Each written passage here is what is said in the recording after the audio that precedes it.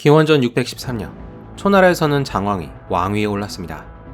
제위 초기 각지에서 일어난 반란으로 왕권이 불안정했지만 초장왕은 하루아침에 간신들을 몰아내면서 나라의 기강을 바로잡았습니다. 이후에 초장왕은 여러 능력 있는 신하들을 등용하니 초나라는 세력을 크게 넓혔습니다. 신하들 중에서 가장 뛰어난 인물은 손수고였습니다. 손수고는 화폐 개혁을 통해서 경제를 발전시켰고 새로운 진법을 고안해 초나라군을 강화했습니다. 제왕공에게 관중이 있었다면 초장왕에게는 손수고가 있었다고 할 수 있습니다. 하지만 그런 손수고를 먼저 알아본 건 바로 초장왕이었습니다. 초장왕에 대해서는 절영지원이라는 유명한 일화가 있습니다. 전쟁에서 승리하고 돌아온 초장왕은 신하들을 위해서 큰 잔치를 베풀었습니다. 초장왕에게는 허이라는 애첩이 있었습니다. 장왕은 그녀를 시켜서 신하들에게 술을 따르게 했습니다. 그런데 갑자기 바람이 불어와 촛불이 꺼져버리고 주변이 어두워졌습니다. 그때 허이의 비명소리가 들려왔습니다. 허이는 장왕에게 달려와 이렇게 말했습니다. 어떤 자가 어둠을 틈타 저를 끌어안았습니다. 제가 그자의 각근을 뜯었으니 대왕께서는 각근이 끊어진 자를 잡으소서.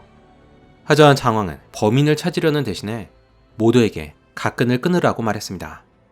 즐거운 자리니 허이를 만진 자가 누구든지 죄를 덮어주려는 것이었습니다.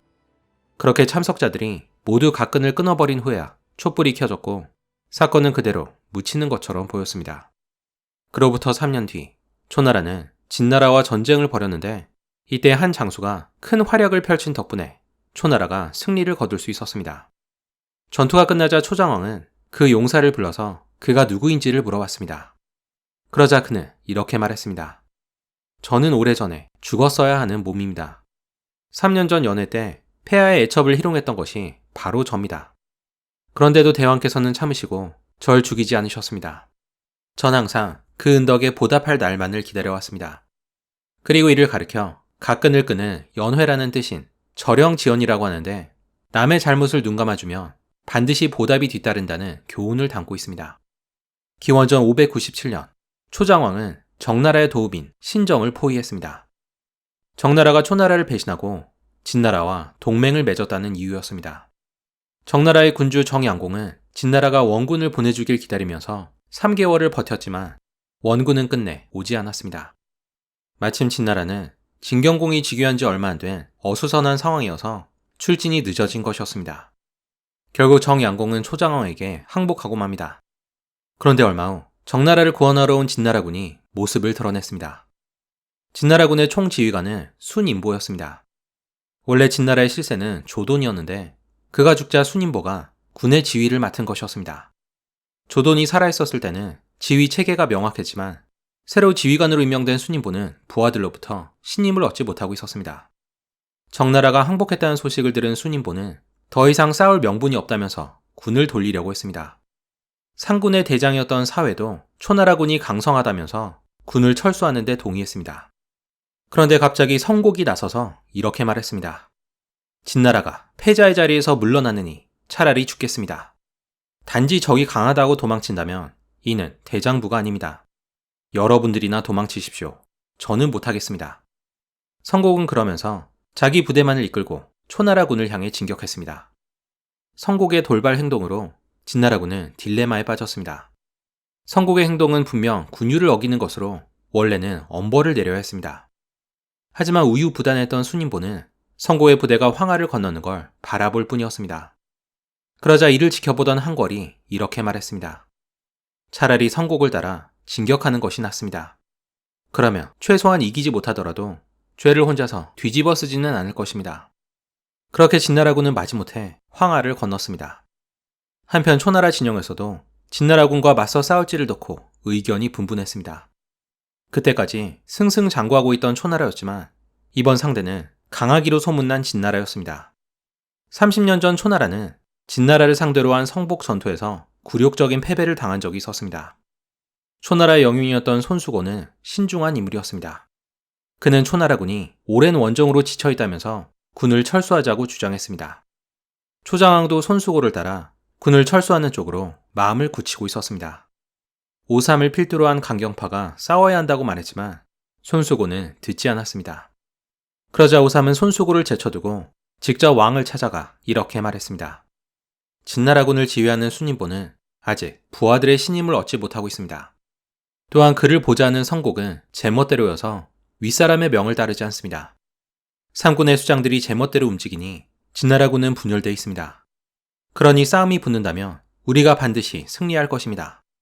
게다가 대왕께서 일개 장수를 피해서 물러나신다면 뒷감당은 어찌하시렵니까? 오삼은 초장왕의 자존심을 건드려서 싸우도록 유도한 것이었습니다. 결국 초장왕은 마음을 바꿔서 진나라군을 상대하기로 합니다. 하지만 양군은 서로를 마주볼 뿐 섣부르게 공격에 나서진 않았습니다. 초나라는 사신을 보내서 화친을 논의했지만 성곡의 방해로 무산됐습니다. 그렇게 한동안 팽팽한 대치 상태가 이어졌습니다. 그러다 진나라의 장수 조전이 사고를 쳤습니다. 조전이 사신의 자격으로 초나라 진영에 갔다가 소수의 부대만을 이끌고 초나라군을 도발한 것이었습니다. 진나라 진영에서는 사회와 극극이 조전이 사고 칠 것을 예상하고 있었습니다.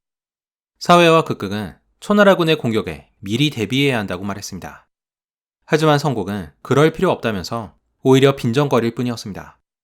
그런데도 사회는 미리 7부대를 산에 매복시켰습니다. 진나라군이 패해서 후퇴하더라도 산에 매복한 부대로 초나라군의 추격을 막으려는 것이었습니다. 한편 조전은 초나라 진영 앞에 돗자리를 깔고 앉아 초나라군을 도발하고 있었습니다. 하지만 이는 무모한 객기에 불과했습니다. 얼마 후 초장왕이 직접 이끄는 초나라군이 조전을 공격했습니다. 혼비백산한 조전은 숲으로 달아났지만 얼마 후 초나라군에 사로잡히고 맙니다. 하지만 이 소규모 전투는 전면전으로 확대됐습니다. 진나라가 조전을 구출하기 위해서 지원군을 보내자 이번엔 오히려 초장왕이 사로잡힐 위기에 처했습니다. 그러자 손수고가 총 공격을 명령했습니다. 그때까지 손수고는 불필요한 싸움에 반대하면서 신중한 태도를 취했습니다. 하지만 과감하게 행동에 나서야 할 때를 아는 인물이었습니다. 그는 병사들에게 이렇게 외쳤습니다. 공격하라. 저들이 들이닥치기 전에 우리가 먼저 공격해야 한다. 병법에도 먼저 공격하며 적의 사기를 꺾는다고 하였으니 모두 공격하라. 갑자기 초나라군이 모습을 드러내자 진나라 본진은 깜짝 놀라 도망치기 바빴습니다. 당황한 진나라군의 총사령관 순인보는 퇴각 명령을 내리면서 이렇게 말했습니다.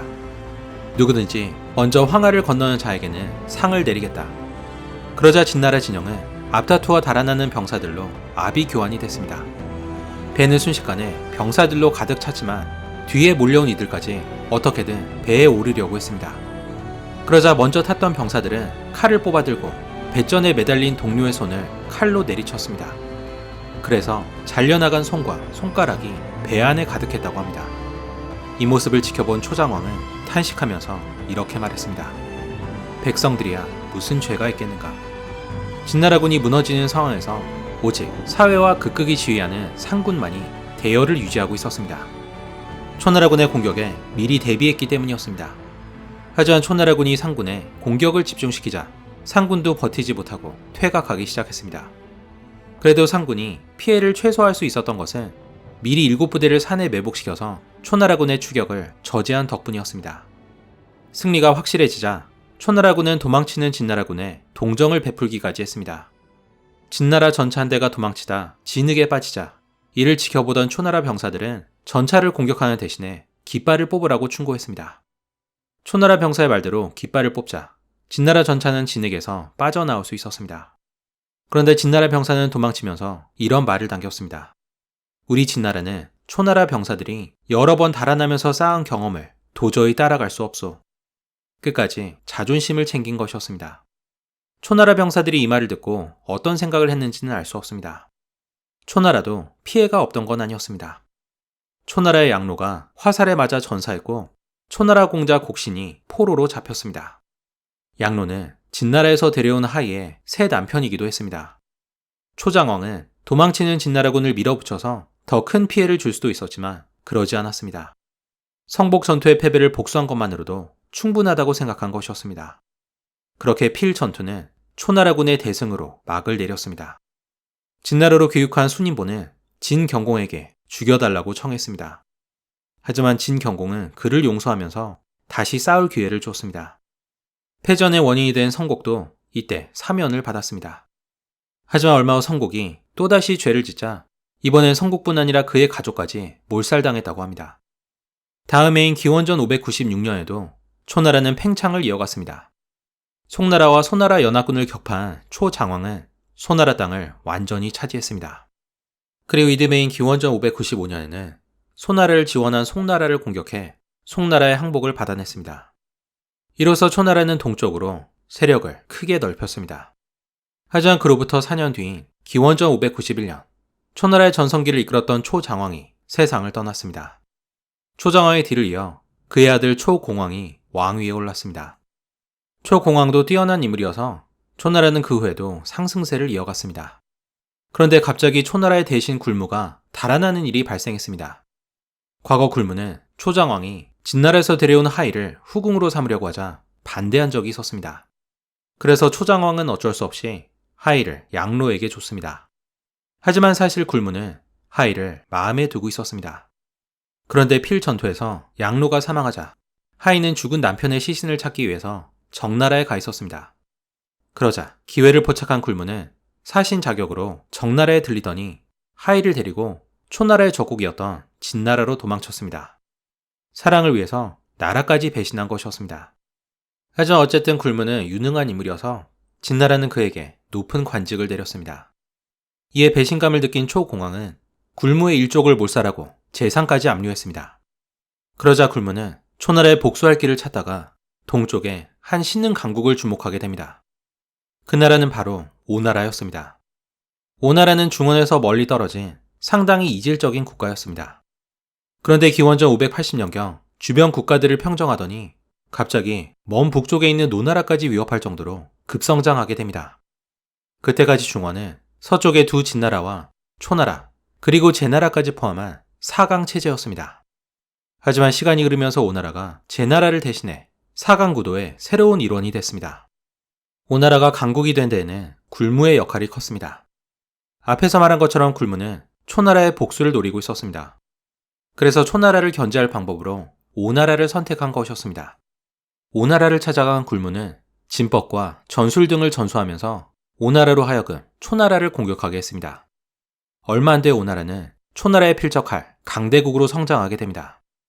이에 진나라는 오나라와 손을 잡고 함께 초나라를 견제하게 됩니다.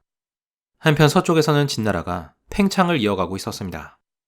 비록 필 전투의 패배로 체면을 구겼지만 진나라는 여전히 강국이었습니다. 진나라는 적족 국가인 장구여와 노나라를 멸망시키면서 태행산맥의 요지를 모두 차지했습니다. 이때 필 전투의 패장이었던 순인보가 큰 활약을 했다고 합니다.